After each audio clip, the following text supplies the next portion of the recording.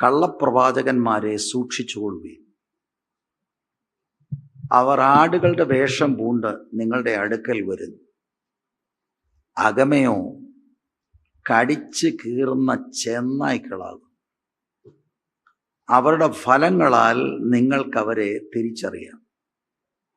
മുള്ളുകളിൽ നിന്ന് മുന്തിരിപ്പഴവും ഞെരിഞ്ഞിലുകളിൽ നിന്ന് അത്തിപ്പഴവും പറിക്കുമാറുണ്ടോ?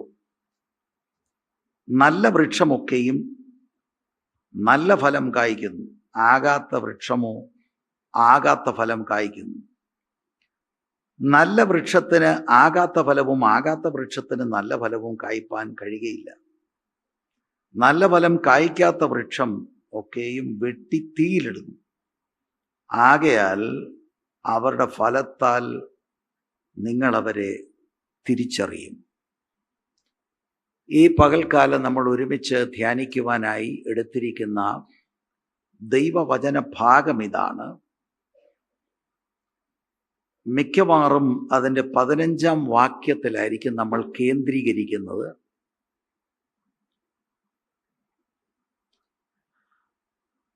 അവിടെ നിന്ന് കള്ളപ്രവാചകന്മാർക്കെതിരെയുള്ള കർത്താവിൻ്റെ മുന്നറിയിപ്പ്,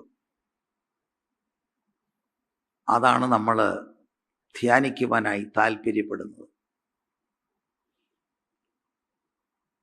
ഞാൻ എൻ്റെ ജീവിതത്തിലെ ശുശ്രൂഷയിലെ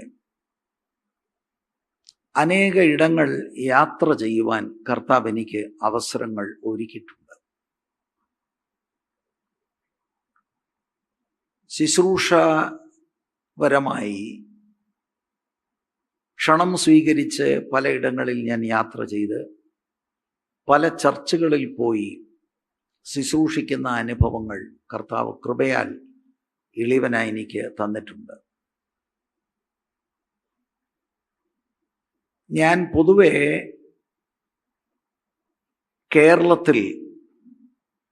കേരളത്തിൽ മാത്രമല്ല, ഭാരതത്തിൽ പലയിടങ്ങളിലും കണ്ട പല കാര്യങ്ങൾ എനിക്ക് വളരെ വേദന ഉണ്ടാക്കിയിട്ടുണ്ട്.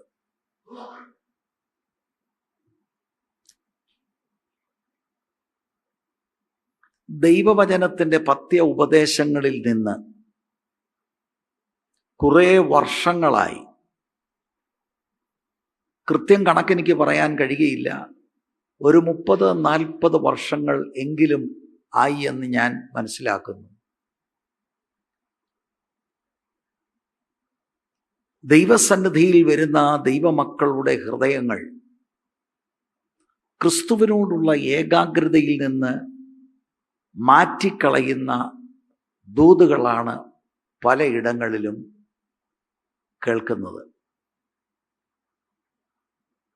ഞാൻ ഈ അടുത്ത കാലത്ത്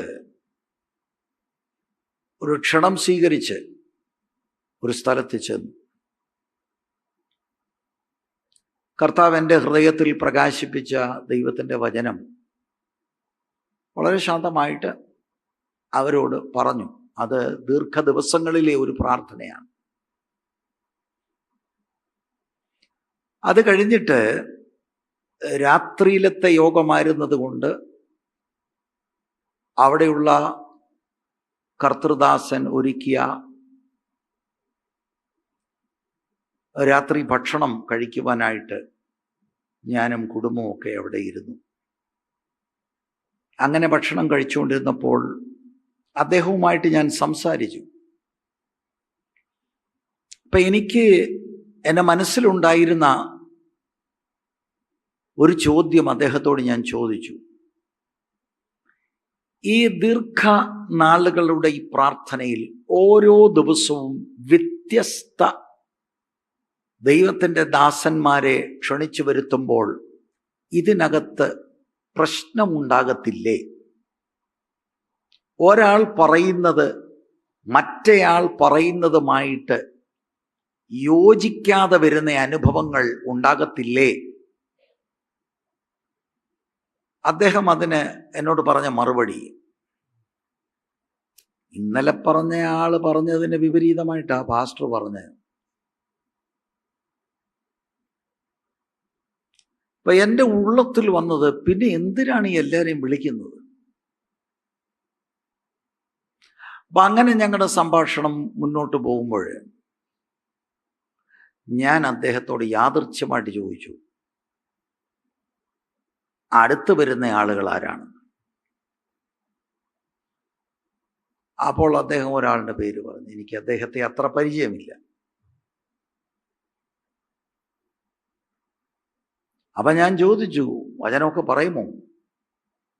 ആ, വചനവും പറയും, എല്ലാം ഉണ്ടെന്ന് പറഞ്ഞു. അപ്പം പാക്കേജ് ഡീല. അപ്പം എനിക്കാളിനെ അറിയില്ല. എന്നാലും എൻ്റെ ഉള്ളിലൊരു ആകാംക്ഷ ഉണ്ടായി. അതിനോടുള്ള ബന്ധത്തിൽ വരുന്ന ദിവസങ്ങളിലെ ഒക്കെ പ്രാർത്ഥനകൾ അവിടെ നടന്നത് ഞാൻ ശ്രദ്ധിച്ചു.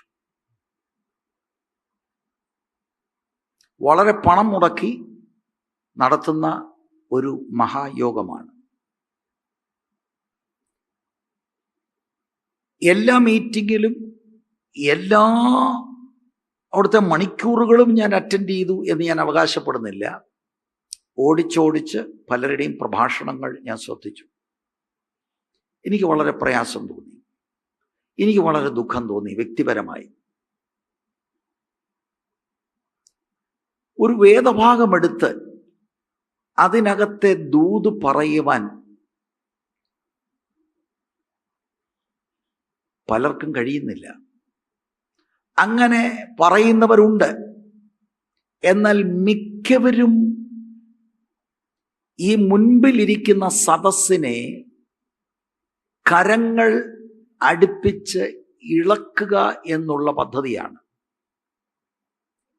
എല്ലാവരുടെയും ദൂത് നമ്മളൊന്ന് എടുത്ത് പരിശോധിച്ചാൽ ഇതിനകത്തെ ഒരു പ്രധാനപ്പെട്ട മെസ്സേജ് ഇതാണ്: നിങ്ങളൊരു സംഭവമാകും. ഇതാണ് എല്ലാവരുടെയും കൂടെ ദൂത്. വിവിധ പാസേജുകളിൽ നിന്ന് അവർ പറയുന്നത് എല്ലാം കൂടെ ക്രോഡീകരിച്ചാൽ ഓരോരുത്തർ പറയുന്നതിൻ്റെയും മെയിൻ ദൂത് ഇതാണ്: നിങ്ങൾ വലിയ സംഭവമാകാൻ പോവുകയാണ്. എനിക്ക് വളരെ ഭാരം തോന്നി. ഞാൻ പലപ്പോഴും ഇങ്ങനെയുള്ള കാര്യങ്ങളൊക്കെ അഡ്രസ്സ് ചെയ്തിട്ടുണ്ട്. എന്നാലും കഴിഞ്ഞ ആഴ്ചയിലൊക്കെ എൻ്റെ ഉള്ളത്തിൽ ഭയങ്കരമായിട്ടുള്ള പ്രയാസമുണ്ടായി. അതിനോടുള്ള ബന്ധത്തിൽ ദൈവത്തിൻ്റെ വചനം നമ്മൾ ഇവിടെ ഇരിക്കുന്നവർ മാത്രമല്ല, ഇങ്ങനെയുള്ള പ്രധാനപ്പെട്ട കാര്യങ്ങൾ എല്ലാവരും മനസ്സിലാകണം എന്നെൻ്റെ ഉള്ളത്തിലൊരു ആഗ്രഹം വന്നാണ് വാസ്തവത്തിൽ ഈ റെക്കോർഡിങ് ഇന്ന് ക്രമീകരിച്ചത്. നമ്മൾ ഈ വായിച്ച വേദഭാഗത്തിൻ്റെ പശ്ചാത്തലം ഇവിടെയുള്ള ദൈവമക്കൾക്കറിയാം എന്ന് ഞാൻ ധരിക്കുകയാണ്. രണ്ട് നിലയിലെ പശ്ചാത്തലം പറയാം. ഒന്ന്, വൈഡർ കോണ്ടെക്സ്റ്റ്. രണ്ട്, immediate context. Wider context Mathai 5, 6, 7 ഈ അധ്യായങ്ങളിൽ ഗിരിപ്രഭാഷണം എന്ന പേരിൽ അറിയപ്പെടുന്ന കർത്താവിൻ്റെ ദൈവരാജ്യത്തിൻ്റെ കോൺസ്റ്റിറ്റ്യൂഷൻ വിശദീകരിക്കുന്ന ഒരു പ്രധാനപ്പെട്ട മെസ്സേജാണ്. ദൈവമക്കൾ ദൈവത്തിൻ്റെ ഭരണത്തിൻ്റെ കീഴിൽ വരുമ്പോൾ അവരുടെ ജീവിതം എങ്ങനെയായിരിക്കണം എന്നതിനെയാണ് ഈ 3 അധ്യായങ്ങളിൽ വിശദീകരിക്കുന്നത്. ഒരു യഥാർത്ഥ ശിഷ്യനും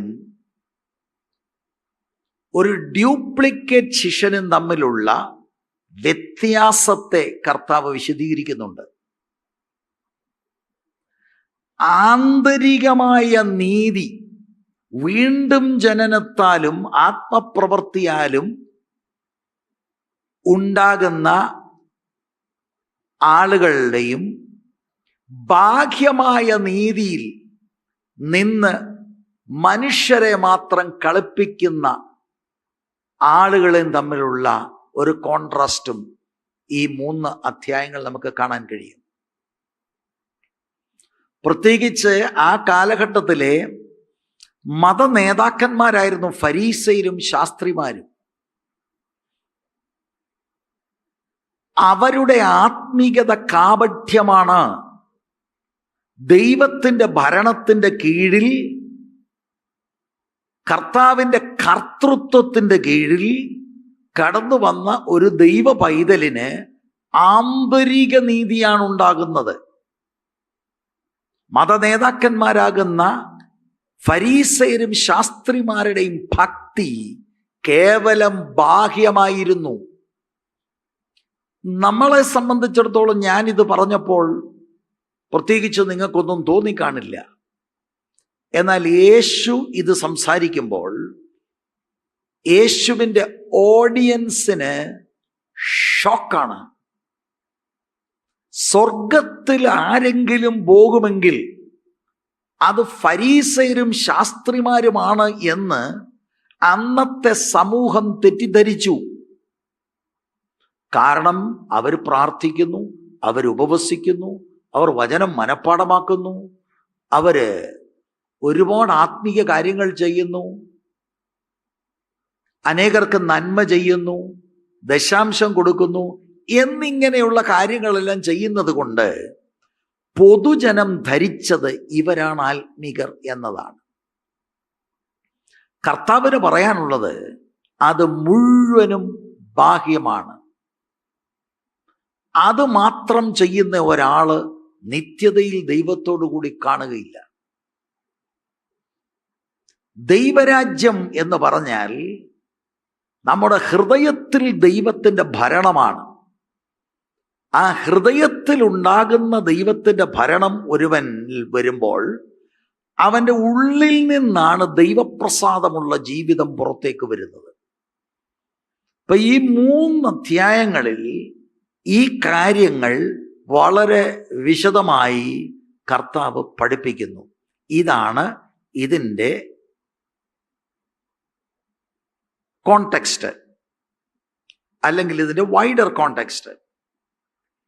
എന്നാൽ 7-ാം അധ്യായത്തിൻ്റെ 13-ാം വാക്യം മുതൽ അതിൻ്റെ ഇമ്മീഡിയറ്റ് കോണ്ടെക്സ്റ്റ് എന്ന് പറയുന്നത് ഈ ഗിരിപ്രഭാഷണത്തിൻ്റെ ഉപസംഹാരം തുടങ്ങുകയാണ്. 13 മുതൽ 29 വരെയുള്ള വാക്യങ്ങളിൽ കൺക്ലൂഷനാണ്. 13-14 വാക്യമാണ് വാസ്തവത്തിൽ ഉപസംഹാരത്തിൻ്റെ തുടക്കം. ഈ വലിയ പ്രസംഗം കർത്താവ് പ്രസംഗിച്ചിട്ട് ആളുകളെ വെറുതെ വിടുകയല്ല, ആളുകളെ ഒരു സമർപ്പണത്തിലേക്ക് നയിക്കുകയാണ്. മോശ പറഞ്ഞതുപോലെ ജീവനും മരണവും ഇതാ നിങ്ങളുടെ മുൻപിൽ വെച്ചിരിക്കുന്നു എന്ന് പറയുന്നത് പോലെ ജീവനിലേക്ക് നയിക്കുന്ന വാതിലും വഴിയെയും നാശത്തിലേക്ക് പോകുന്ന വാതിലിനെയും വഴിയെയും കർത്താവ് ജനത്തിന് മുൻപിൽ വെക്കുകയാണ്. അവരെ ഒരു സമർപ്പണത്തിലേക്ക് കൊണ്ടുവരികയാണ്. ഞാൻ ആ വാക്യങ്ങൾ വായിക്കാം. ഇടുക്കുവാതിലൂടെ അകത്ത് കടപ്പീൻ. നാശത്തിലേക്ക് പോകുന്ന വാതിൽ വീതിയുള്ളതും വഴി വിശാലവും അതിൽ കൂടി കടക്കുന്നവർ അനേകരും ആകുന്നു. ജീവങ്കലേക്ക് പോകുന്ന വാതിൽ ഇടുക്കവും വഴി ഞെരുക്കവുമുള്ളത്, അത് കണ്ടെത്തുന്നവർ ചുരുക്കമത്രേ. ഈ പ്രഭാതത്തിലും കേൾപ്പാൻ ചെവിയുള്ളവൻ കേൾക്കട്ടെ. സ്വർഗത്തിൽ പോകുന്നത് ചുരുക്കമാണെന്ന യേശു പഠിപ്പിച്ചത്. ഈ കഴിഞ്ഞ ദിവസം ഞാനൊരു യോഗത്തിൽ ഇരിക്കുമ്പോൾ അവിടെ ഉണ്ടായിരുന്ന ഒരു ഉപദേശിയുമായിട്ട് ഞാൻ ഇങ്ങനെ സംസാരിക്കുമ്പോൾ ഉപദേശി ചരിഞ്ഞ് എൻ്റെ ചെവിയിലോട്ട് വന്ന് പറഞ്ഞു, പകുതി കൂടുതലൊന്നും പോകുന്നവരല്ല പാസ്റ്ററെ.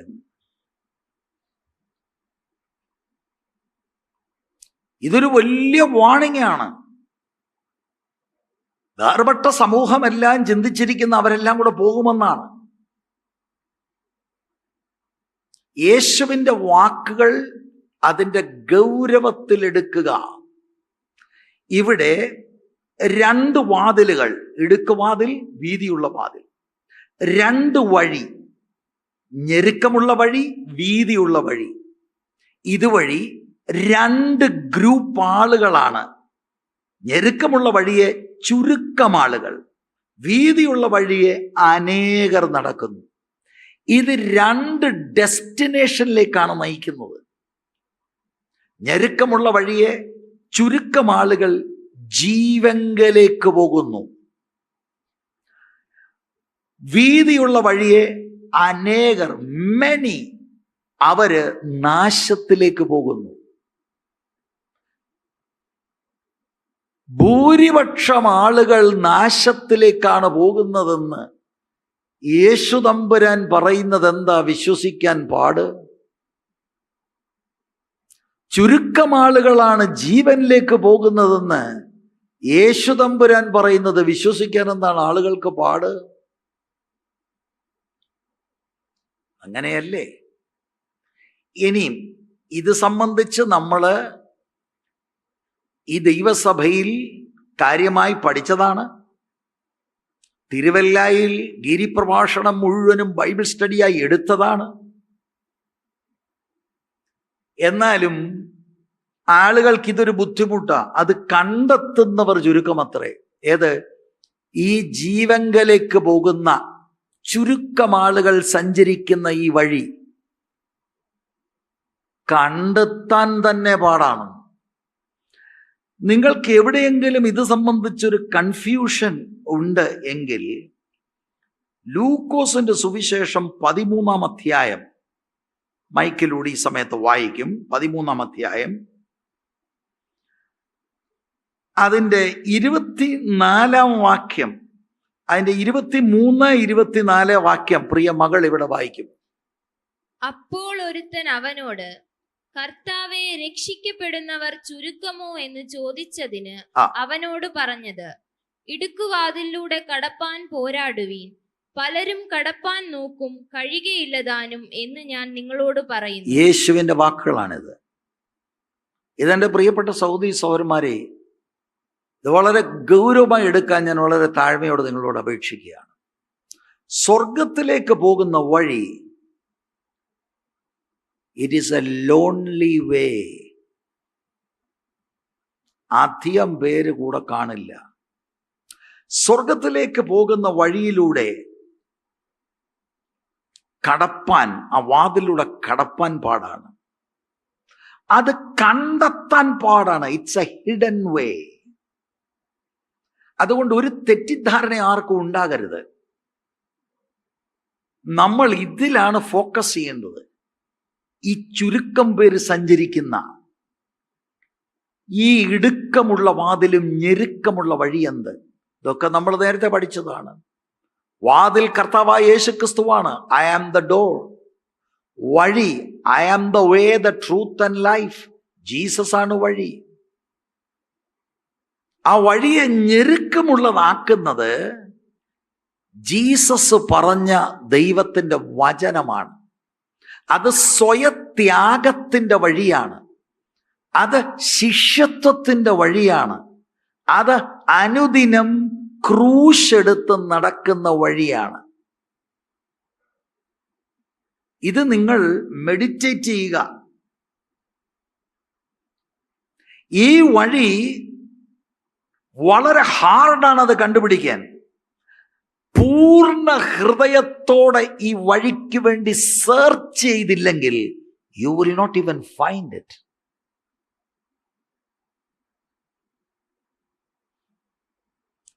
ഇനി ഒരാളങ്ങ് ഫൈൻഡ് ചെയ്തെന്നിരിക്കട്ടെ, ഇമ്മീഡിയറ്റ്ലി നിങ്ങൾക്ക് മനസ്സിലാകും it's very hard to enter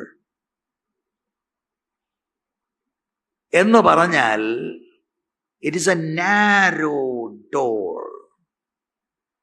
ബാഗേജും എല്ലാമായിട്ട് പോകത്തില്ല. ഈ ചില ബലഹീനത, ഈ പാപവും, അത് എല്ലാം കൂടെ ചേർന്നൊരു പാക്കേജ് ഡീൽ എന്നിട്ട് നമ്മൾ കയറുക. Not at all. It is hard to enter. വിശ്വാസത്താലാണ് നമ്മൾ ദൈവരാജ്യത്തിലേക്ക് പ്രവേശിക്കുന്നത്.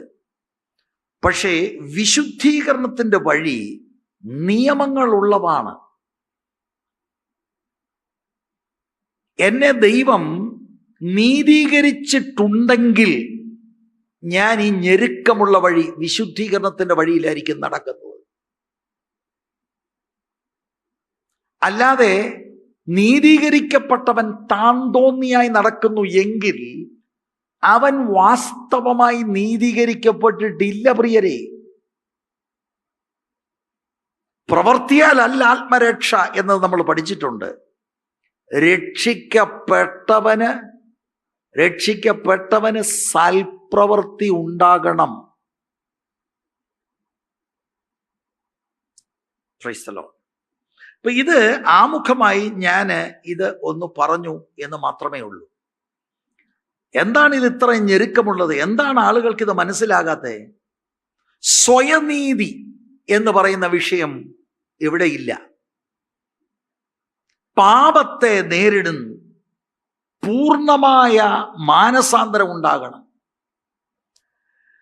കർത്താവായ യേശുക്രിസ്തുവിന് പൂർണ്ണ ഹൃദയത്തോടെ തങ്ങളെ തന്നെ താഴ്ത്തണം. കംപ്ലീറ്റ് ആയിട്ട് കർത്താവിൻ്റെ വചനം അനുസരിക്കാൻ സമർപ്പണം ഉണ്ടാകണം. കർത്താവിനെ അനുഗമിക്കണം എന്നിങ്ങനെയുള്ള വില കൊടുക്കണം. അതുകൊണ്ട് ഇതാരും പറയത്തില്ല, പ്രസംഗിക്കത്തില്ല, ഇങ്ങനെയൊരു ദൂതില്ല. ദൂതുകളെല്ലാം കൈയടിച്ച് ആരാധിച്ച് വിടുതൽ ഏറ്റെടുക്കുക എന്നാണ് പറയുന്നത്. എന്താണ് ഈ അർത്ഥമാക്കുന്നത് എന്നുള്ളത് ഉള്ള കാര്യം പറഞ്ഞാൽ എനിക്കറിയില്ല. അപ്പൊ ആരാധനയിൽ പ്രസംഗികൾ ഉദ്ദേശിക്കുന്നത് നിങ്ങൾ കരമടിക്കണം. കരമടിക്കുന്നതാണ് ആരാധനയായി അനുമാനിക്കപ്പെടുന്നത്. അങ്ങനെ ആരാധിച്ച് വിടുതൽ ഏറ്റെടുക്കണം എന്ന് പറഞ്ഞാൽ വിടുതൽ ഉണ്ടാകത്തില്ല, ചിലപ്പം ഏറ്റെടുത്തോണം. അതെന്ന് പറഞ്ഞാൽ അതിൻ്റെ അർത്ഥം എന്താണ്? വിടുതൽ ഉണ്ടായിട്ട് സങ്കല്പിക്കണമെന്നാണോ എന്നുള്ളതിനെ കുറിച്ച് എനിക്കൊരു കൃത്യമായ അറിവില്ല. ജീസസ് ഇതൊന്നുമല്ല പറഞ്ഞത്. യേശു പഠിപ്പിച്ച പാഠങ്ങൾ, പ്രത്യേകിച്ച് മത്തായിയുടെ സുവിശേഷത്തിൽ 60% യേശുവിൻ്റെ ടീച്ചിങ്സ് ആണ് പ്രിയമുള്ളവരെ. 5, 6, 7 അധ്യായങ്ങൾ ഞാനിപ്പോൾ പറഞ്ഞു. ഗിരിപ്രഭാഷണം 10-ാം അധ്യായം, 13-ാം അധ്യായം, 18-ാം അധ്യായം, 24-ാം അധ്യായം, 25-ാം അധ്യായം. All this is teachings of Jesus. നിങ്ങൾക്കൊരു റെഡ് ലെറ്റർ ബൈബിൾ ഉണ്ടെങ്കിൽ you will find the Bible in this passage is all marked in red. Jesus നേരിട്ട് പറഞ്ഞത്. എവിടെയാണ് ഇതിന്റെ ദൂത്? എവിടെയാണ് ഇതിന്റെ എക്സ്പോസിഷൻ? എവിടെയാണ് ഇതിന്റെ എക്സ്പ്ലനേഷൻ? ജനം വലയുകയാണ്.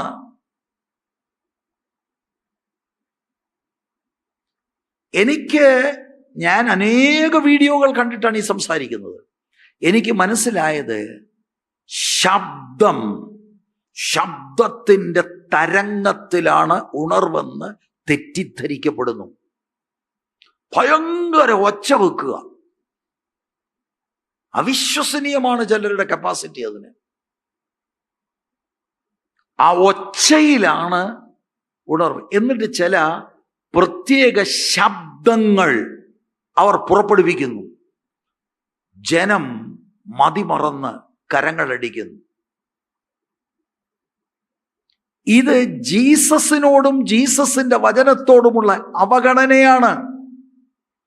ഇത് ദൈവസഭകളെ തെറ്റിദ്ധരിപ്പിക്കുകയാണ്. സാധുക്കളായ വിശ്വാസികളെ തെറ്റിദ്ധരിപ്പിക്കുകയാണ്. ഇതല്ല ദൈവം പാസ്റ്റേഴ്സിലോ ടീച്ചേഴ്സിലോ ആഗ്രഹിച്ചത്. നമ്മളിവിടെ നമ്മുടെ ഇന്റർസെസറി പ്രയറിൽ വേർപെട്ട സമൂഹത്തിന് വേണ്ടി നമ്മൾ പ്രാർത്ഥിക്കുന്ന കൂട്ടരാണ്. ഇത് വളരെ ഗൗരവത്തോടെടുത്ത് എൻ്റെ പ്രിയപ്പെട്ട സഹോദരി സഹോദരന്മാർ പ്രാർത്ഥിക്കണം. നാം ഒരു വല്ലാത്ത കാലഘട്ടത്തിൽ വന്നിരിക്കുന്നു. കൊറോണയുടെ കാലഘട്ടത്തിൽ ഏതാണ്ടൊക്കെ ഒരു പരുവത്തിൽ ഒതുങ്ങിക്കൂടി പോകുകയായിരുന്നു. ഇപ്പോൾ സ്വാതന്ത്ര്യമുണ്ടായിരിക്കുന്നു. എല്ലാവരും പിന്നെ മുഴുബലത്തോടെ ഇതാ രംഗത്ത് വന്നിരിക്കുന്നു. ഈ കൊറോണ കാലഘട്ടം നമ്മളെ പഠിപ്പിക്കേണ്ടിയിരുന്നു പല കാര്യങ്ങൾ. കുറഞ്ഞപക്ഷമായി 2 വർഷമെങ്കിലും ദൈവവചനം വായിക്കേണ്ടിയിരുന്നു, ധ്യാനിക്കേണ്ടിയിരുന്നു, പഠിക്കേണ്ടിയിരുന്നു. അതെല്ലാം വിട്ടിട്ട് പഴയ പരിപാടിയിലേക്ക് ദൈവസഭകൾ പോകുന്ന ആ പ്രവണത കണ്ട് it is heartbreaking. It is heartbreaking. ഞാൻ ദുഃഖിക്കാറുണ്ട്, സങ്കടപ്പെടാറുണ്ട്. 15-ാം വാക്യം, കള്ളപ്രവാചകന്മാരെ സൂക്ഷിച്ചുകൊള്ളുവീൻ, അവർ ആടുകളുടെ വേഷം പൂണ്ട് നിങ്ങളുടെ അടുക്കൽ വരുന്നു, അകമയോ കടിച്ചു കീറുന്ന ചെന്നായ്ക്കളാകുന്നു. മതി. ഞാൻ പലപ്പോഴും ചിന്തിച്ചിട്ടുണ്ട്, ഈ 13-14 വാക്യങ്ങളിൽ ഉപസംഹാരം തുടങ്ങുന്നു. ജീവങ്കലേക്കുള്ള വഴിയെക്കുറിച്ച് കർത്താവ് പറയുന്നു, നാശത്തിലേക്കുള്ള വഴിയെക്കുറിച്ച് വാർണിംഗ് ആയിട്ട് പറയുന്നു. പെട്ടെന്ന് 15-ാം വാക്യത്തിൽ കള്ളപ്രവാചകന്മാരെ സൂക്ഷിച്ചുകൊള്ളുവീൻ. 13-14 വാക്യവുമായിട്ട് ഇതിനെന്താണ് ബന്ധം? ഞാൻ പലപ്പോഴും ഇങ്ങനെ ചിന്തിച്ചിട്ടുണ്ട്. എന്നാൽ ഞാൻ മനസ്സിലാക്കുന്നത്, വെറുതെ അല്ല കള്ളപ്രവാചകന്മാരെ കുറിച്ചൊരു മുന്നറിയിപ്പ് ഈ 15-ാം വാക്യത്തിൽ കർത്താവ് ഈ ഗിരിപ്രഭാഷണത്തിൽ പറയുന്നത്. പ്രത്യേകിച്ച് ജീവനിലേക്കുള്ള വഴി ചുരുക്കം ചിലര് പോകും, അത് കണ്ടെത്തുന്നവർ ചുരുക്കമാണെന്ന് പറഞ്ഞിട്ട് അടുത്ത വാക്യത്തിൽ കള്ളപ്രവാചകന്മാരെ കുറിച്ചുള്ള മുന്നറിയിപ്പ് കർത്താവ് പറയുമ്പോൾ ഇത് വളരെ ബോധപൂർവം കർത്താവ് പറയുകയാണ്. ഇതാ 14-ാം വാക്യവുമായിട്ട് വളരെ ബന്ധപ്പെട്ട് കിടക്കുകയാണ്. കർത്താവ് വാസ്തവത്തിൽ പറയുന്നത്, ഈ കൂട്ടർ നിങ്ങളെ മിസ്ലീഡ് ചെയ്യും. എന്തുകൊണ്ട് ഈ ഞെരുക്കമുള്ള വഴി എനിക്ക് മനസ്സിലാകുന്നില്ല? അതിൻ്റെ ഒരു പ്രധാനപ്പെട്ട കാരണം, ഇതല്ല പലരുടെയും പ്രസംഗ വിഷയം.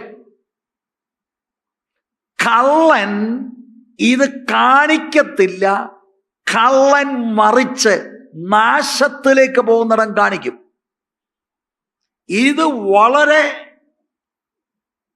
കോണ്ടെക്സ്റ്റിൽ വളരെ മീനിങ് ഫുൾ ആണ്. കർത്താവ് ഇത് ബോധപൂർവം തന്നെയാണ് പറഞ്ഞത് എന്നതാണ് എൻ്റെ വിശ്വാസം. അനേകർ വഞ്ചിക്കപ്പെട്ടു പോകും. പെരുവഴിയിലൂടെ പോകുകയാണ് അനേകർ, വഞ്ചിക്കപ്പെട്ടു പോയി. അവിടെ നരകത്തിലേക്ക് പോവുകയാണെന്നൊരു ബോർഡ് കണ്ടിട്ട് എന്നാ പിന്നെ നരകത്തിൽ പോകാം എന്ന് കണ്ടു പോകുകയല്ല, അതും സ്വർഗത്തിലേക്ക് പോകുകയാണെന്ന് തെറ്റിദ്ധരിച്ചു പോവുകയാണ് പലരും. ഇത് വാസ്തവത്തിൽ അതിന്റെ വൈഡർ കോണ്ടെക്സ്റ്റിൽ ഫരീസയരും ശാസ്ത്രിമാരെയുമാണ് കർത്താവ് പറയുന്നത്. എടാ, ഈ ബാഹ്യമായിട്ടുള്ള നീതിയും സൽപ്രവർത്തികൾ കൊണ്ട് നീ പോകുന്നത് നാശത്തിലേക്കാണ്. നീ ചിന്തിക്കുകയാണ് നീ ഒരു വഴിയെ നടക്കുകയാണ്, പക്ഷെ ആ വഴി അത് ഞെരുക്കോ ഇടുക്കോ ഉള്ള വഴിയല്ല, അത് വീതിയുള്ള വിശാലതയുടെ വഴി. നിയമങ്ങൾ പാലിക്കണ്ട, പാപമുണ്ടെങ്കിലും സാരമില്ല. ഇത് ഫരീസയരും ശാസ്ത്രിമാരെയും കർത്താവ് തുറന്നു കാട്ടുകയാണ്. എന്നാൽ ചുരുക്കം ചിലർ ജീവങ്കലേക്ക് പോകുന്ന ആ വഴിയെ സഞ്ചരിക്കുന്നവരാണ് കർത്താവിൻ്റെ യഥാർത്ഥ ശിഷ്യന്മാർ.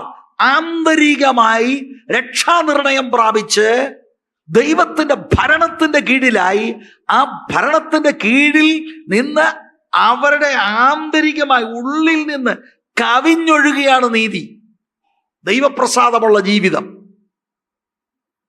ആരാണ് ഈ വഞ്ചകർ? ഇവർ കള്ളപ്രവാചകന്മാരാണ്. ഇവരാണ് ചതിയന്മാര്. ഇവർ നിമിത്തമാണ് ആളുകൾക്ക് ജീവങ്കലേക്ക് പോകുന്ന വഴി മറച്ചു വച്ചിരിക്കുന്നത്, മറയപ്പെട്ടിരിക്കുന്നത്. ഇവർ നിമിത്തമാണ് ചുരുക്കം ചിലർ മാത്രം കണ്ടെത്തിയത്. ഇവർ പ്രൊമോട്ട് ചെയ്ത വഴിയാണ് ഈ വീതിയുടെ നാശത്തിലേക്ക് പോകുന്ന വഴി. ആ ദൂതുകൾ ഏറ്റെടുത്ത് അനേകർ സന്തോഷത്തോടെ പോവുകയാണ്. പക്ഷേ അവരുടെ സന്തോഷം താൽക്കാലികമാണ്. അത് നാശത്തിലേക്ക് പോകുന്ന വളരെ അപകടകരമായ ഒരു വഴിയാണ്. എൻ്റെ പ്രിയപ്പെട്ട കുഞ്ഞുങ്ങൾ, ഇത് മനസ്സിലാക്കണേ. Christian life is not easy to live. കർത്താവായ യേശുക്രിസ്തു പഠിപ്പിച്ച ക്രിസ്തീയ ജീവിതം, ശിഷ്യത്വ ജീവിതം പലരും പ്രചരിപ്പിക്കുന്നത് പോലെ ഈസി അല്ല.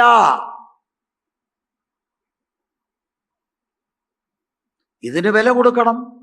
കർത്താവ് തന്നെ ലൂക്കോസ് 14 പറയുന്നത് കൗണ്ട് ദ കോസ്റ്റ്.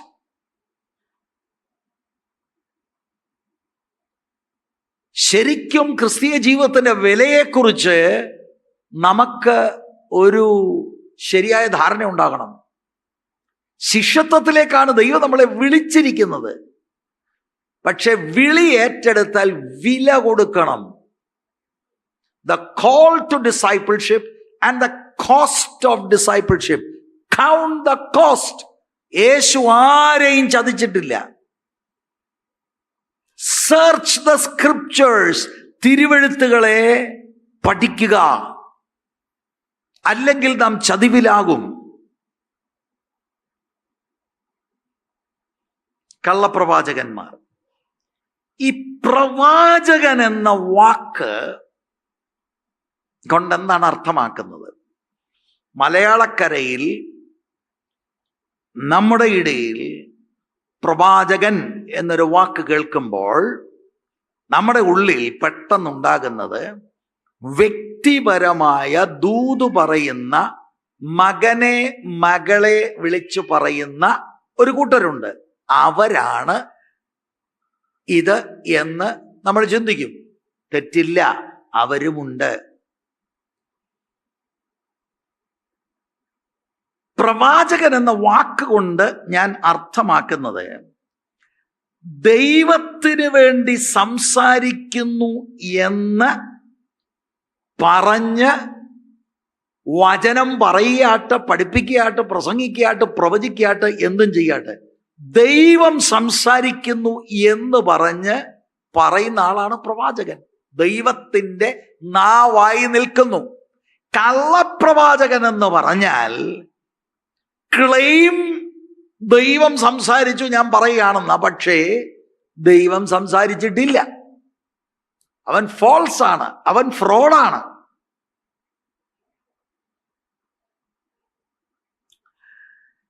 ഇവിടെ തെറ്റിദ്ധരിപ്പിക്കപ്പെടുന്ന ഒരു വാതിലുണ്ട്,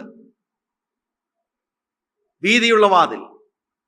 തെറ്റിദ്ധരിപ്പിക്കപ്പെടുന്ന ഒരു വഴിയുണ്ട്, വിശാലതയുടെ വഴി.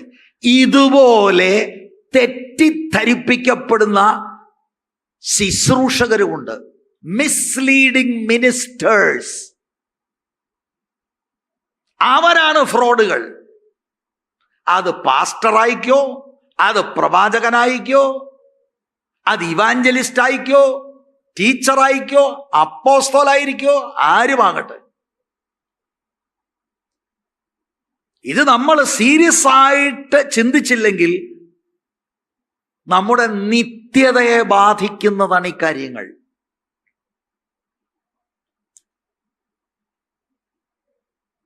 ഈ കള്ളപ്രവാചകന്മാർ, ഞാൻ ഇപ്പോൾ പറഞ്ഞ പോലെ കള്ള അപ്പോസ്തലന്മാർ, കള്ള ഉപദേഷ്ടാക്കന്മാർ, കള്ള ക്രിസ്തുക്കൾ, ഇതെല്ലാം ഇതിനകത്ത് ഇൻക്ലൂഡഡ് ആണ്. ഞാനൊരു സ്റ്റഡി നടത്തിയപ്പോൾ ഈ മത്തായി 7:15 കള്ളപ്രവാചകന്മാരെ മൂലഭാഷയിൽ സ്യൂഡോ പ്രൊഫെറ്റസ്, അതിൽ ആ സ്യൂഡോ എന്ന വാക്കിന്റെ അർത്ഥം ഫോൾസ് അല്ലെങ്കിൽ അൺട്രൂ, കളവ് പറയുന്നവൻ. എല്ലായിടത്തും ഈ വാക്ക് എഴുതിയിരിക്കുന്നത് 2 കൊരിന്ത്യർ 11:13 സ്യൂഡോ അപ്പോസ്റ്റോൾസ് എന്ന് പറഞ്ഞാൽ കള്ള അപ്പോസ്തലന്മാർ അവിടെ എഴുതിയിരിക്കുന്നത്. 2 പത്രോസ് 2:1 സ്യൂഡോ ടീച്ചേഴ്സ്, സ്യൂഡോ ഡിഡാസ്കലോസ് എന്ന പ്രയോഗം, അർത്ഥം കള്ള ഇൻസ്ട്രക്ടേഴ്സ്, ഉപദേഷ്ടാക്കന്മാർ. ബൈബിൾ എത്ര ശക്തമായിട്ടാണ് ഇത് പറയുന്നത്.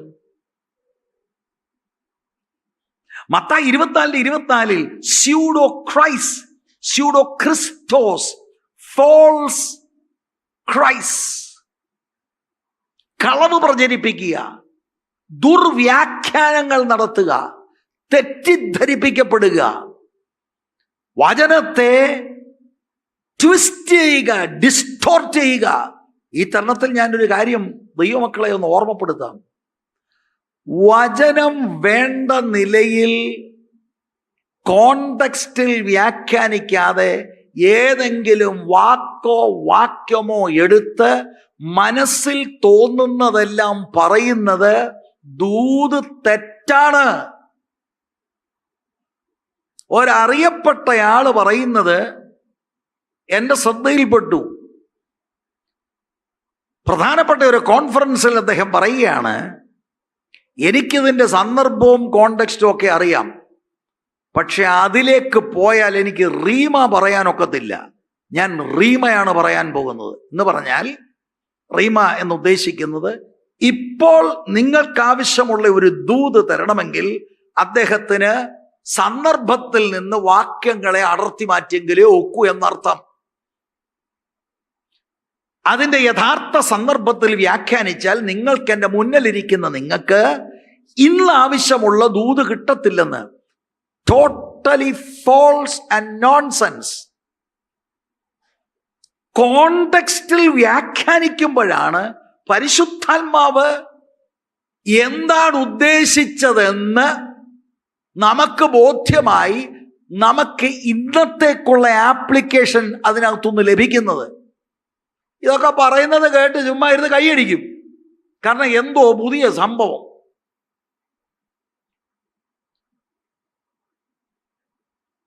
കള്ള അപ്പോസ്തലന്മാരുണ്ട്, കള്ള ഇടയന്മാരുണ്ട്, കള്ള ഉപദേഷ്ടാക്കന്മാരുണ്ട്, കള്ള ക്രിസ്തുക്കളുണ്ട്. എന്താ കാര്യം? റിയൽ ഒറിജിനൽ ഉണ്ട്. ഒറിജിനൽ ഉള്ളത് കൊണ്ട് ഡ്യൂപ്ലിക്കേറ്റുകൾ, സാത്താന്റെ ഏജന്റന്മാരുണ്ട്. ഇത് വളരെ കെയർഫുൾ അല്ലെങ്കിൽ നമ്മുടെ വിരുദ് നമുക്ക് നഷ്ടപ്പെടും.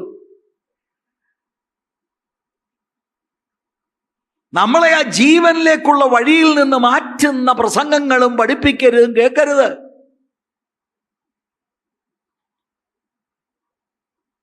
സ്തോത്രം. കള്ളപ്രവാചകന്മാർ. എന്നാൽ ഇവിടെ ഈ 15-ാം വാക്യത്തിൽ ഈ കള്ളപ്രവാചകന്മാർ എന്തു പഠിപ്പിച്ചെന്നോ അവരവിടെ കൊണ്ടുവരുന്ന, അല്ലെങ്കിൽ ആ കാലഘട്ടത്തിൽ കൊണ്ടുവരുന്ന എന്താണ് ഡാമേജ് എന്നോ അവിടെ രേഖപ്പെടുത്തിയിട്ടില്ല കർത്താവ്. പക്ഷെ ഒരു കാര്യം എനിക്ക് ഉറപ്പാണ്, കർത്താവ് ഇത് വെറുതെ പറഞ്ഞതല്ല. ആ സമയത്ത് തന്നെ കള്ളപ്രവാചകന്മാർ ഉണ്ടായിരുന്നു. നിങ്ങളുടെ വീടിൻ്റെ വെളിയിൽ ഗേറ്റിൽ എത്രയോ അടുത്ത് എഴുതിയിട്ടുണ്ട്, ബിവെയർ ഓഫ് ഡോഗ്സ്. അതെന്താണ് എഴുതി വെച്ചിരിക്കുന്നത്? അകത്ത് ഡോഗ് ഉള്ളതുകൊണ്ടാ? അല്ല, അകത്ത് നമുക്ക് പുസി കാറ്റ്സേ ഉള്ളെങ്കിൽ അത് എഴുതി വെക്കേണ്ട കാര്യമില്ല. എന്നതുപോലെ ബിവെയർ ഓഫ് ഫോൾസ് പ്രോഫറ്റ്സ്, അവരെ സൂക്ഷിക്കാന്ന് പറയുമ്പോൾ ഓൾറെഡി നിലവിൽ അന്ന് കള്ളപ്രവാചകന്മാർ ഉണ്ട്. കർത്താവിന്റെ ആഗ്രഹം ആർക്കും തെറ്റിദ്ധാരണ ഉണ്ടായി മറഞ്ഞു പോകരുത്. ജീവങ്കിലേക്കുള്ള വഴി എല്ലാവർക്കും കണ്ടെത്തി അവരതുവഴി പോകണം. പക്ഷെ അൺഫോർച്ചുനേറ്റ്ലി ആളുകൾ മറ്റേതിനകത്ത് പിടിക്കപ്പെടുന്നത്. കാരണം അത് കേൾക്കാൻ സുഖമാണ്, ത്രില്ലിംഗ് ആണ്, ഒരു ഇതുപോലെ തോന്നിയെന്നാ പറയുന്നത്. ഈ 13-14 വാക്യത്തോട് ചേർത്ത് നമ്മൾ ഈ 15-ാം വാക്യം നമ്മൾ ചിന്തിക്കുമ്പോഴാണ് കർത്താവ് ഈ പറഞ്ഞതിൻ്റെ അർത്ഥം നമുക്ക് മനസ്സിലാകുന്നത്. കള്ളപ്രവാചകന്മാർ നിമിത്തമാണ് ജീവങ്കിലേക്കുള്ള വഴി മറയ്ക്കപ്പെട്ടിരിക്കുന്നത്, അനേകര് നാശത്തിലേക്കുള്ള വഴി തിരഞ്ഞെടുക്കാൻ കാരണം. ഇനി ഈ 15 മുതൽ 20 വരെയുള്ള വാക്യങ്ങൾ ഞാൻ പ്രാരംഭത്തിൽ വായിച്ചു. എന്നിട്ട് 15-ാം വാക്യത്തിൽ ഞാൻ നിൽക്കുകയാണ്. ഈ കള്ളപ്രവാചകർ ആ കാലഘട്ടത്തിൽ തന്നെ ഉണ്ടായിരുന്നു എന്ന് ഞാൻ സൂചിപ്പിച്ചു. അന്ന് മാത്രമല്ല, പഴയ നിയമ കാലഘട്ടം തൊട്ടേ ഉണ്ടായിരുന്നു. ഞാൻ ചില വാക്യങ്ങളിലേക്ക് നിങ്ങളെ കൊണ്ടുവരാൻ പോവുകയാണ്. ആദ്യം ഞാൻ മോശ പറഞ്ഞ വാക്യം, പിന്നെ എനിക്ക് ഈ ഗിരിപ്രഭാഷണത്തോട് ചേർന്ന് തന്നെ സത്യത്തിൻ്റെ പാതയെ മറച്ചു കളയുന്ന ചുരുക്കം ആളുകൾ മാത്രം ജീവങ്കിലേക്ക് പോകാൻ കാരണം ഇവരാന്ന് പറയുമ്പോൾ ഈ പ്രവണത പഴയ നിയമത്തിലും ഉണ്ടായിരുന്നു. അതുകൂടെ എനിക്ക് നിങ്ങളെ കാണിക്കാൻ ആഗ്രഹമുണ്ട്. ആവർത്തന പുസ്തകം 13-ാം അധ്യായം 1 മുതൽ 5 വരെയുള്ള വാക്യങ്ങളിൽ മോശ കണ്ടോ എക്സ്പ്ലെയിൻ ചെയ്യുന്നത്, ഞാൻ നിങ്ങളോട് ആജ്ഞാപിക്കുന്നതൊക്കെയും പ്രമാണിച്ച് നടപ്പീൻ, അതിനോട് കൂട്ടരുത്, അതിൽ നിന്ന് കുറയ്ക്കുകയും അരുത്. നിങ്ങളുടെ ഇടയിൽ ഒരു പ്രവാചകനോ സ്വപ്നക്കാരനോ എഴുന്നേറ്റ് നീ അറിഞ്ഞിട്ടില്ലാത്ത അന്യദൈവങ്ങളെ നാം ചെന്ന് സേവിക്ക എന്ന് പറഞ്ഞുകൊണ്ട് ഒരു അടയാളമോ അത്ഭുതമോ മുന്നറിയിക്കുകയും അവൻ പറഞ്ഞ അടയാളമോ അത്ഭുതമോ സംഭവിക്കുകയും ചെയ്താൽ ആ പ്രവാചകന്റെയോ സ്വപ്നക്കാരന്റെ വാക്ക് നീ കേട്ടനുസരിക്കരുത്. ചിലർക്ക് അത്ഭുതം കണ്ടാൽ അത്ഭുതം കാണിച്ചു ബ്രദറെ, അങ്ങനെ ആണേലും നീ വിശ്വസിക്കരുത്. അതെന്താണ്? നിന്റെ ഹൃദയത്തെ ജീവനുള്ള ദൈവത്തിൽ നിന്ന് മാറ്റുകയാണ്. നിങ്ങളുടെ ദൈവമായ യഹോവയെ പൂർണ്ണ ഹൃദയത്തോടും പൂർണ്ണ മനസ്സോടും കൂടെ നിങ്ങൾ സ്നേഹിക്കുന്നുവോ എന്ന് അറിയേണ്ടതിന് നിങ്ങളുടെ ദൈവമായ യഹോവ നിങ്ങളെ പരീക്ഷിക്കുകയാകുന്നു. അതാണ് ഇവരെ അനുവദിക്കാൻ കാരണം. നിങ്ങളുടെ ദൈവമായ യഹോവയെ നിങ്ങൾ അനുസരിച്ച് ഭയപ്പെടുകയും അവന്റെ കൽപ്പന പ്രമാണിച്ച് അവന്റെ വാക്ക് കേൾക്കുകയും അവനെ സേവിച്ച് അവനോട് ചേർന്നിരിക്കുകയും വേണം. ദൈവവചനം അനുസരിക്കണം. ആവർത്തന പുസ്തകത്തിൽ തന്നെ. അപ്പൊ പഴയ നിയമം തൊട്ടേ ഇതുണ്ട്. ഞാൻ ചില വേദഭാഗങ്ങൾ മാത്രമേ എടുക്കുന്നുള്ളൂ, ഇഷ്ടം പോലുണ്ട്. ഫോൾസ് പ്രോഫറ്റിന്റെ ലക്ഷ്യം എന്താണ്? ജീവനുള്ള ദൈവത്തിൽ നിന്നും ജനത്തെ മാറ്റുക. അതിന് അത്ഭുതങ്ങൾ ചെയ്യും. അത്ഭുതമല്ല ഒരാൾ ആത്മീകനാണെന്ന് കാണിക്കുന്നത്. ഇതെത്ര പറഞ്ഞാൽ നമ്മുടെ ആൾക്ക് മനസ്സിലാകില്ല.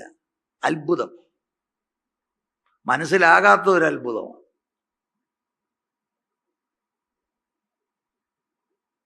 അത്ഭുതങ്ങളുണ്ട്, അടയാളങ്ങളുണ്ട്. അത് ക്രിസ്തുവിങ്കിലേക്കുള്ള ചൂണ്ടുപലകയാണ്. അല്ലാതെ ഇത് ചെയ്തവനിലേക്കാണ് ചൂണ്ടുന്നതെങ്കിൽ there is a problem.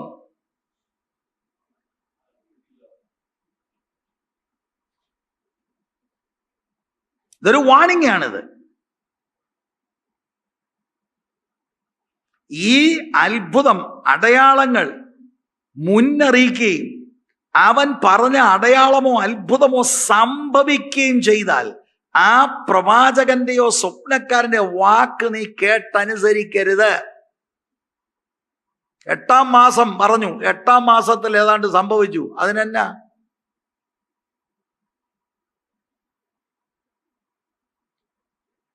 ദൈവത്തിൽ ആശ്രയിച്ച് ദൈവത്തിന്റെ വചനത്തെ അനുസരിക്കുക.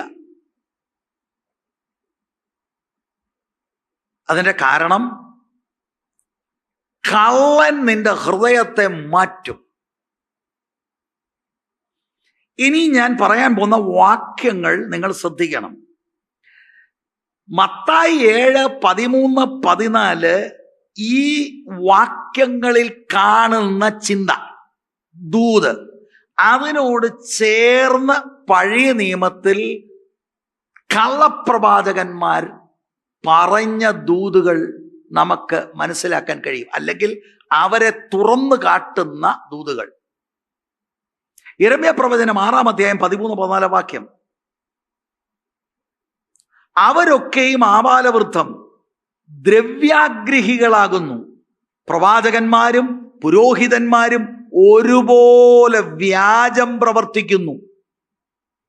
സമാധാനമില്ലാതിരിക്കെ സമാധാനം സമാധാനം എന്നവർ പറഞ്ഞ് എൻ്റെ ജനത്തിന്റെ മുറിവിന് ലഘുവായ ചികിത്സിക്കുന്നു.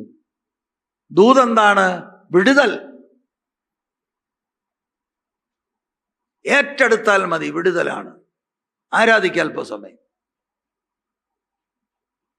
ദൈവത്തിന്റെ വചനം പറയാ സമാധാനമില്ലാതെ ഇരിക്കെ പറയുന്ന ദൂതെന്താ? സമാധാനം സമാധാനം. പക്ഷേ കേൾക്കാൻ ഏതാ ഇഷ്ടം? അതാണ് ഇഷ്ടം.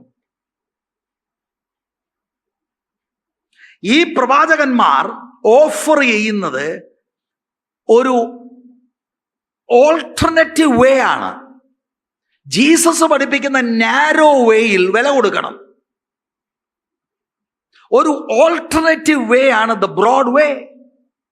ഇതുപോലെയാണ് പഴയ നിയമത്തിലും ഇരമ്യാവിന്റെ കാലഘട്ടത്തിൽ കള്ളപ്രവാചകന്മാർ. They offered a new way, another way, an attractive way.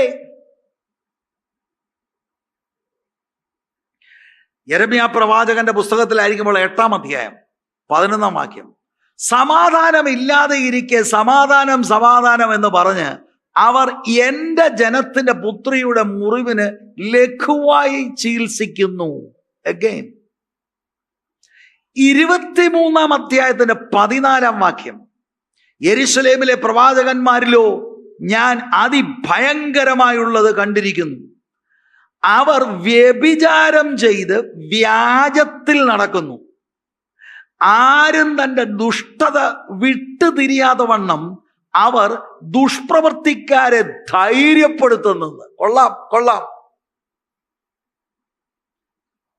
അവിടെ ന്യായവിധിയുടെ ദൂതില്ല. അവിടെ വിവേചിച്ചുകൊണ്ട് ദൈവാത്മാവ് ഇടപെട്ട് പാപബോധം വരുന്ന ദൂതുകളില്ല. പാപത്തിൽ നടക്കുന്നവരെ ധൈര്യപ്പെടുത്തുന്ന ദൂതാണ്. കാരണം എന്താ? പ്രവാചകനും സ്പെല്ലിംഗ് മിസ്റ്റേക്കില്ല. പക്ഷെ നമുക്കങ്ങ് ഇഷ്ടപ്പെട്ടു. പുള്ളിക്ക് നമുക്കൊരു കുറച്ച് പൈസ കൊടുത്താലോ, നാളെ വരണേ പാസ്റ്ററെ, ഈ പാസ്റ്റർ പറഞ്ഞപ്പോൾ എനിക്ക് ഏതാണ്ട് പോലെ തോന്നി. ഈ സകല ഏതാണ്ടും പെരുവഴിയിലൂടെ നടക്കുക. അവസാനം നിന്റെ ഏതാണ്ട് നിനക്ക് മനസ്സിലാകും. അപ്പോസ്തലന്മാരും കർത്താവും പ്രസംഗിച്ചത് ഇങ്ങനെയല്ല.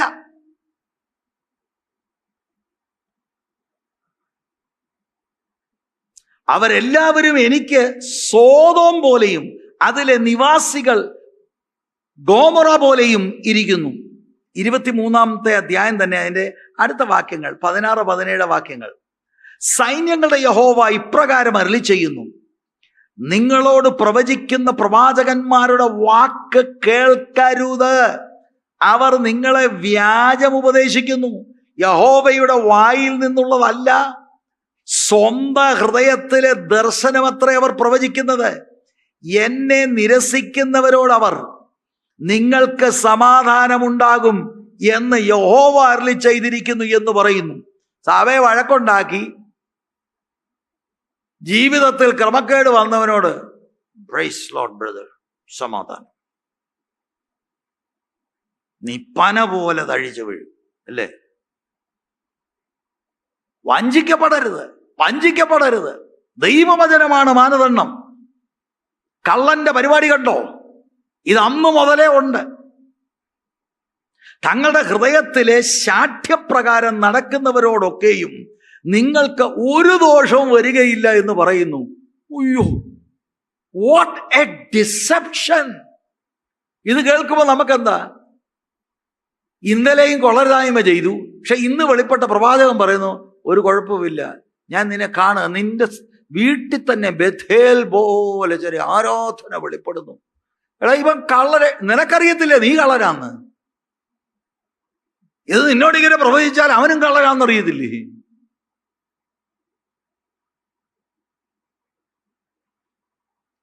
എന്റെ ഹൃദയം വളരെ ദുഃഖിക്കുകയാണ്.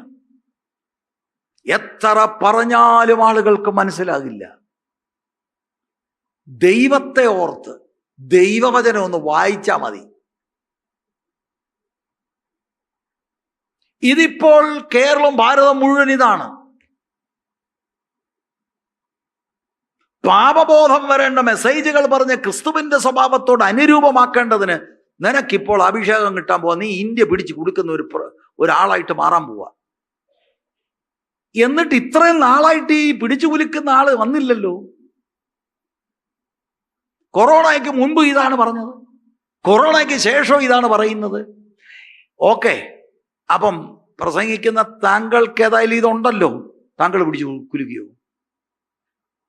ഞാൻ ഈയിടെ ചിന്തിച്ചു പോയി. കാരണം നിങ്ങളൊന്നും ഇങ്ങനല്ല ഇരിക്കേണ്ടത്. നിങ്ങൾക്ക് അഭിഷേകമില്ല എന്ന് പറയുമ്പോൾ എനിക്കുണ്ടെന്നല്ലേ അതിന്റെ അർത്ഥം? നിങ്ങളെല്ലാം ഒരു സംഭവമാകാൻ പോവാൻ. എടാ, ഞാൻ സംഭവമായിട്ടല്ലേ? നീ എന്ത് സംഭവമായി?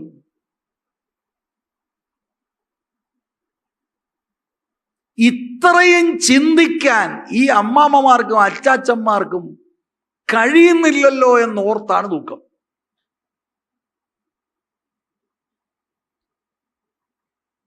പൗലോസ് മരിച്ചവരെ എഴുന്നേൽപ്പിച്ചു, പത്രോസ് എഴുന്നേൽപ്പിച്ചു. നിങ്ങളൊക്കെ എഴുന്നേൽപ്പിക്കണം. സാർ എഴുന്നേൽപ്പിച്ചോ?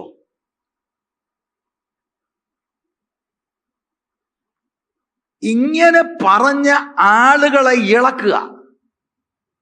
മരിച്ചവരെഴുന്നേക്കുമെന്ന് ഞാനും വിശ്വസിക്കുന്നു.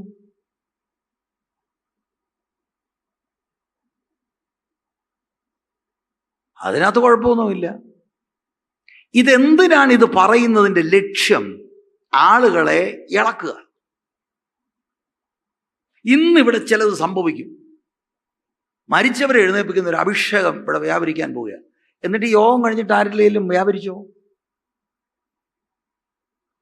പണ്ടൊരുത്തന് അങ്ങോട്ട് പ്രസംഗിച്ച് വന്ന പുള്ളിക്ക് നിൽക്കാൻ ഒക്കുന്നില്ല, ഇരിക്കാൻ ഒക്കുന്നില്ല. അങ്ങനെ ഒരു പ്രത്യേക വിഷയം വന്നപ്പോൾ എവിടാണ് ഇവിടുത്തെ മോർച്ചറി?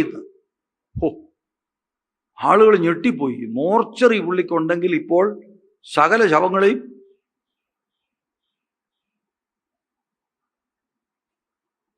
ഏതായാലും മിടുക്കന്മാർ കൂടെ ഉള്ളവർക്ക് അറിയാം സംഗതി എന്താന്ന്.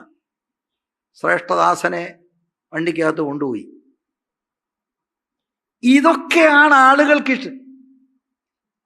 ഈ ഗിരിപ്രഭാഷണം പഠിച്ചോ? ഞെരുക്കമുള്ള വഴിയാണ് നടക്കുന്നത്.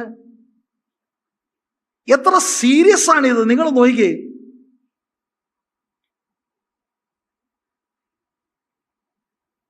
ആ 16-17 വാക്യം മോൾ ഒരു പ്രാവശ്യം കൊണ്ടൊന്ന് വായിക്കണം. ഇരമ്യാവ് 23:16-17 വാക്യം.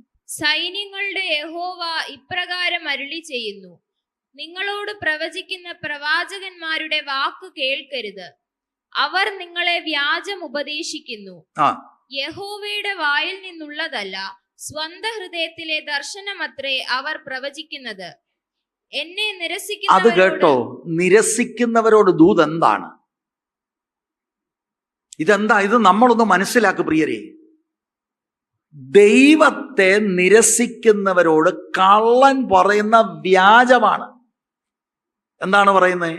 എന്നെ നിരസിക്കുന്നവരോട് അവർ നിങ്ങൾക്ക് സമാധാനം ഉണ്ടാകും എന്ന് യഹോവ അരുളി ചെയ്തിരിക്കുന്നു എന്ന് യഹോവ അരുളി ചെയ്യാൻ അവന്റെ ജീവിതത്തിൽ അവൻ സമാധാനം അനുഭവിക്കത്തില്ല. ദൈവത്തെ നിരസിക്കുന്നവൻ സമാധാനം ഒരിക്കലും അനുഭവിക്കത്തില്ല. നിലനിൽക്കുന്ന ആന്തരിക സമാധാനം, when you are in conflict with God, when you are not reconciled with God, you have no lasting peace. പക്ഷെ പറയുന്ന ദൂതെന്താ? രാത്രി 10 മണിക്കും 10:30ക്കും ലോക്കൽ ഉപദേശി അറിഞ്ഞു വിളിക്കുന്നുണ്ട്, അറിയാതെ വിളിക്കുന്നുണ്ട്. അറിയാതെ വിളിക്കുന്ന എത്ര കുറെ അമ്മാമ്മമാര്, എടി ഞങ്ങളിവിടെ വന്നിട്ടുണ്ട്, ഭയങ്കരമാടി ഞങ്ങളെ കുറിച്ച് പറഞ്ഞത്, നിന്റെ അങ്ങോട്ടൂടെ വിളിയടി. പണ്ടൊരിക്കൽ ഒരുത്തന് ഒരാളോട് റേറ്റ് പറയുക എന്ന് പറഞ്ഞാൽ 3 കൊടുക്കണമെന്നോ അതാണ്ട.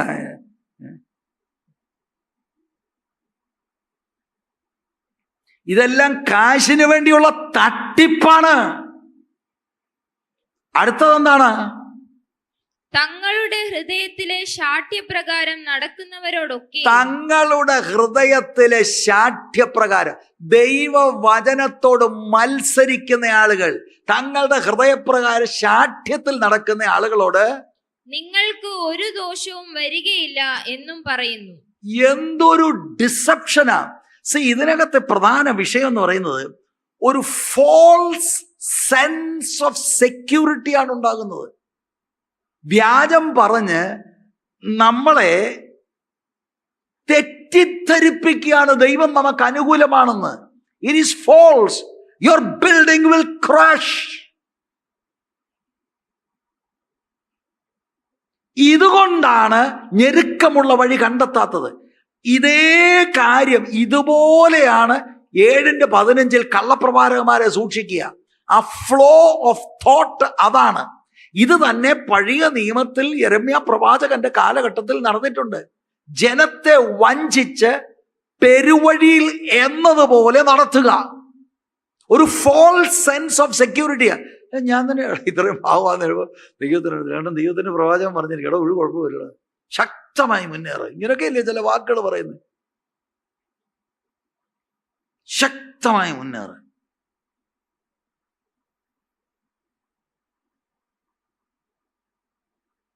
എത്ര ഭയാനകമാണിത്.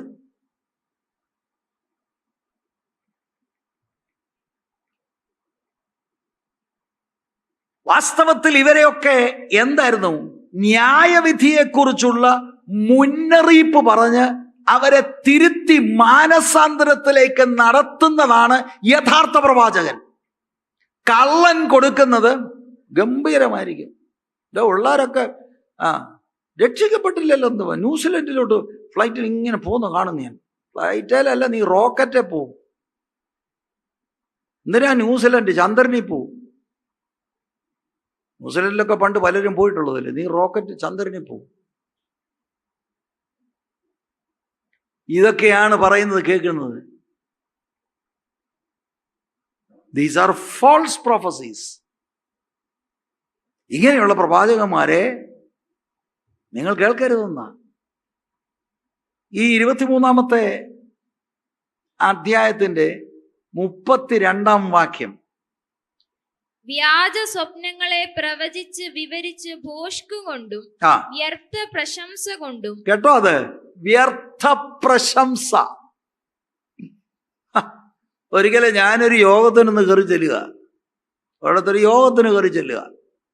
എൻ്റെ ഒരു കസിനിൻ്റെ വീട്ടിലാ, ഞങ്ങൾ കുടുംബമായിട്ട് ചെന്നതാ.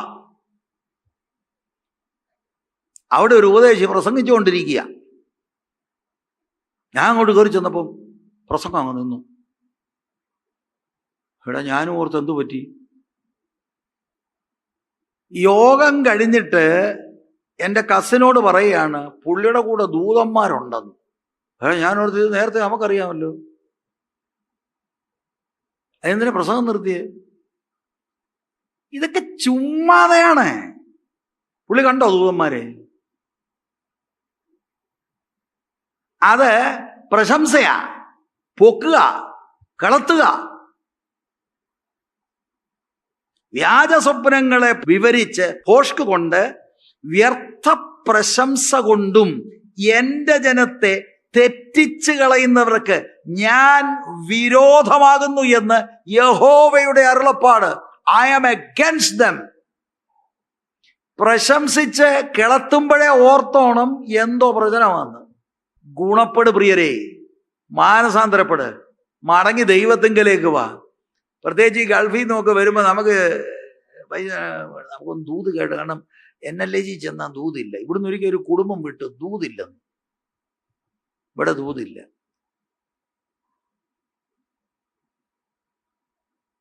ഇവിടുത്തെ ദൂതിത ജീസസ് പറഞ്ഞത് എടുത്തു പറയുക. എന്ത് ദൂതാണ് കേൾക്കേണ്ടത്? ബൈബിളിൽ എഴുതിയിട്ടുള്ള ദൂതിനപ്പുറത്ത് വേറെ ഒരു ദൂതുമില്ല.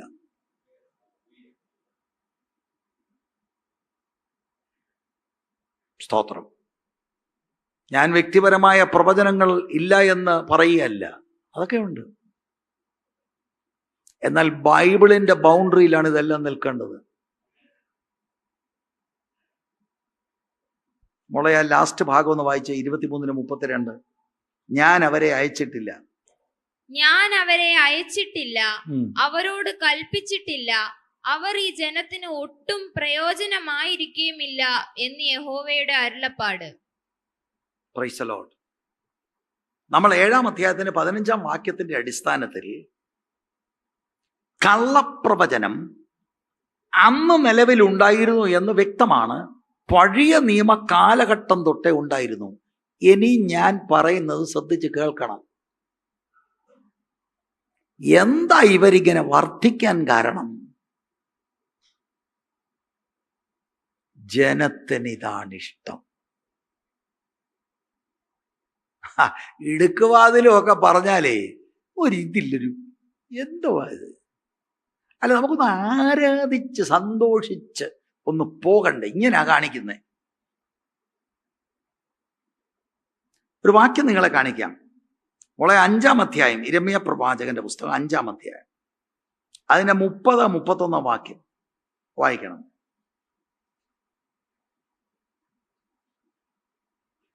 വിസ്മയവും ഭയങ്കരവുമായുള്ളത് ദേശത്ത് സംഭവിക്കുന്നു. പ്രവാചകന്മാർ വ്യാജമായി പ്രവചിക്കുന്നു. പുരോഹിതന്മാരും അവരോട് ഒരു കൈയായി നിന്ന് അധികാരം എങ്ങനുണ്ട്? പ്രവാചകനും പുരോഹിതനും ബായി ബായി, നീയും മേടിച്ചോ ഇച്ചരെ, എനിക്ക് കിട്ടുന്നതിന്റെ സംതിങ് ഒരു കമ്മീഷനും തന്നോളെ. വായിരുമോളെ, എന്റെ ജനത്തിനോ അത് ഇഷ്ടമാകുന്നു. എന്റെ ജനത്തിന് അതാ ഇഷ്ടം. എന്നാൽ അടുത്തത് കേക്ക്. എന്നാൽ ഒടുക്കം നിങ്ങൾ എന്ത് ചെയ്യും? അതാണ് വിഷയം. ഇപ്പോഴത്തെ ഒരു ശാസ്ത്രം ഇതാ, ജനത്തിന് ഇഷ്ടമുള്ളതാ ബ്രദറെ പറയേണ്ടത്. ജനം കേൾക്കേണ്ടതല്ല പറയേണ്ടത്, ജനത്തിന് ഇഷ്ടമുള്ളത്. ഇതാണ് തിമോത്തിയോസിന്റെ ലേഖനത്തിൽ പോൾ പ്രൊഫസൈ ചെയ്തത്. എൻഡ് ടൈമിൽ കർണരസകരമാകുന്ന കാര്യത്തിനു വേണ്ടിയാണ് അവർ ആഗ്രഹിക്കുന്നത്.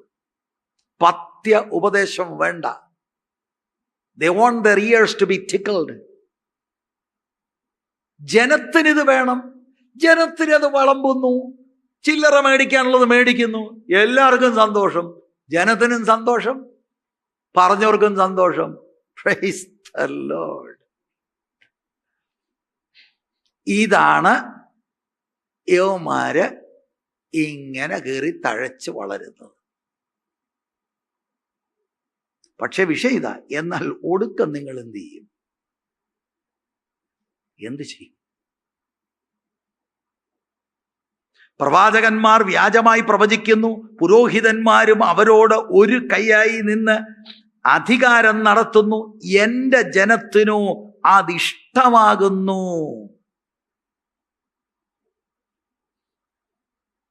ഞാൻ മനസ്സിലാക്കിയ ഒരു സത്യം ഞാൻ നിങ്ങളോട് പറയാം, എൻ്റെ പ്രിയപ്പെട്ട സഹോദരന്മാരെ. ആദ്യം മുതൽ ഇവിടെ രക്ഷിക്കപ്പെട്ടു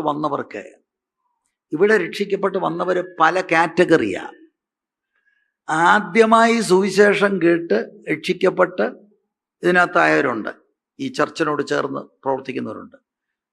പല പെന്തിക്കോസിൽ നിന്ന് ഇവിടെ വന്നിട്ട് രക്ഷിക്കപ്പെട്ടവരുമുണ്ട്. അങ്ങനെ രക്ഷിക്കപ്പെട്ട ഒരു സംഘമുണ്ട്. വേറെ കുറെ ആളുകൾ പല പെന്തിക്കോസിലെ പാരമ്പര്യം പിടിച്ച് രക്ഷ വേണ്ട നിലയിൽ രക്ഷിക്കപ്പെടാത്ത അനുഭവത്തിലുള്ളവരുണ്ട്. അവർക്കിത് എത്ര അന്നേലും ഇത് പോവില്ല, കാരണം അവർക്കിഷ്ടം മറ്റേതാ. എൻ്റെ മോനെ കുറിച്ചൊന്ന് പറയാമോ? എന്താണ്, ഒരിക്കലും ഒരാള് ഞങ്ങളുടെ വീട്ടിൽ വന്ന് പറയാ, പക്ഷെ ക്ലിയർ ആകുന്നില്ല, മുറിഞ്ഞു പോകുന്നത്. പുള്ളിക്ക് ഇങ്ങനെ ദൈവം കൊടുക്കുന്ന വെളിപ്പാടുകൾ മുറിഞ്ഞു പോകുന്നു. മിടുക്കൻ കേക്കണേ, എത്ര മിടുക്കനാന്ന് എന്നോട് പറയാ, ഒരു 3 ദിവസം ഉപവാസം വെച്ചാൽ ഞാൻ വരാം. എന്തിനാ? റേഞ്ചിലേക്ക് വരാൻ. ഇപ്പൊ അത് റേഞ്ച് ശരിയായിട്ട് വരുന്നില്ല, മുറിഞ്ഞു പോകും. നിങ്ങളിത് ശ്രദ്ധിക്കുക. ഞങ്ങളുടെ വീട്ടിൽ വന്ന് ഒരാൾ പറഞ്ഞതാ, ഒറ്റയടിക്ക് ഞാൻ ആളിനെ പിടിച്ചു. സ്തോത്രം. കാരണം എൻ്റെ വീട്ടിലിരുന്നാൽ ഞാൻ ലോകത്തിൽ എവിടെ പ്രസംഗിച്ചാലും ദൂത് കർത്താവ് എന്നോട് സംസാരിക്കുന്നു. നിനക്ക് മുറിയുന്നുണ്ടോ? നീ റേഞ്ചിലല്ല. ഇങ്ങനെയുള്ള തട്ടിപ്പുകാരെ സൂക്ഷിക്കുക. ചക്കരവാക്കും മുഖസ്തുതിയൊക്കെ പറഞ്ഞുകൊണ്ട് നമ്മളെ ചുമ്മാ ഇളക്കും, വെറുതെ നിങ്ങളുടെ കാശ് കളയാതെ. അല്ല ഭാഷ, ഏതായാലും വന്നതല്ലയോ, കള്ളമ്മ പറഞ്ഞേലും ഒരു 2000 കൊടുത്തേക്കാം. കൊടുത്താൽ അവന്റെ പണിക്ക് നീ കൂടെ കൂട്ടു നിൽക്കുക. You have a hand in all the false things that he said.